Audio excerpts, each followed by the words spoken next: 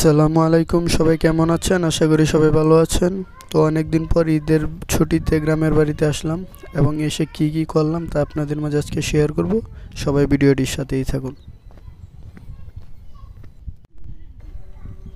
দেখতেই পারতেছেন ক্ষেতে অনেক তরমুজ ধরে আছে। তো লাস্টের দিকে তো এই জন্য গাছ মরে গেছে, তাও অনেক তরমুজ ধরে আছে গাছে। তো আমাদের এখানে বালুর চর আছে, প্রতি বছরই তরমুজ এবং মিষ্টি আলু করে থাকে এগুলোতে। তো এইবার দেখতেছি ভিন্ন ধরনের তরমুজ, মানে এটাকে দেশি তরমুজ বলে নাকি।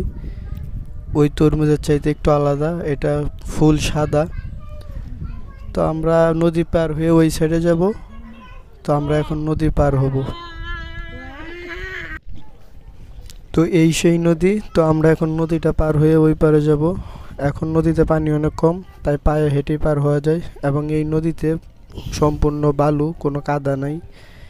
তো আমরা পার হয়ে ওই সাইডে যাব। মূলত আজকে আমরা আমাদের ক্ষেত থেকে করল্লা উঠাবো। তো আমরা প্রতি বছর করল্লা করে থাকি, তো সেই করল্লা উঠানোর জন্য আজকে যাইতেছি। তো আপনারা দেখতেই পারবেন, ভিডিওটির সাথেই থাকুন।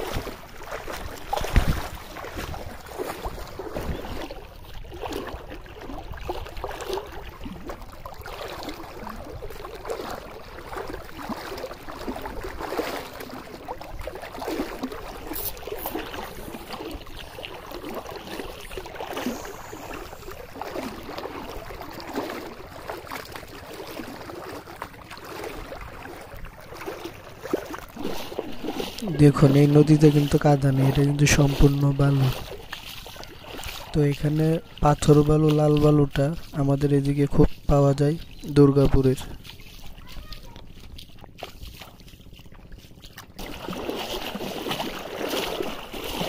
তো আমরা নদী প্রায় পার হয়ে গেছি, এখন ওই পার থেকে করল্লা উঠাবো। দেখি উপরের দিকে যাই, তারপর আপনাদেরকে দেখাই।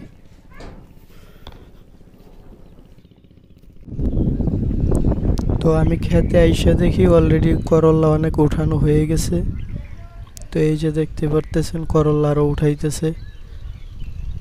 তো আমাদের প্রতি বছরই এই ক্ষেতগুলো করা হয়। তো আমাদের এখানে করল্লার ভালোই দাম থাকে প্রতি বছর। তো অনেক জমি নিয়ে করা থাকে করল্লা, উঠাইতে অনেক সময় লাগে। সকালবেলা আসলে বিকালে যাইতে হয়। তো আমি আসছি অনেকদিন পর।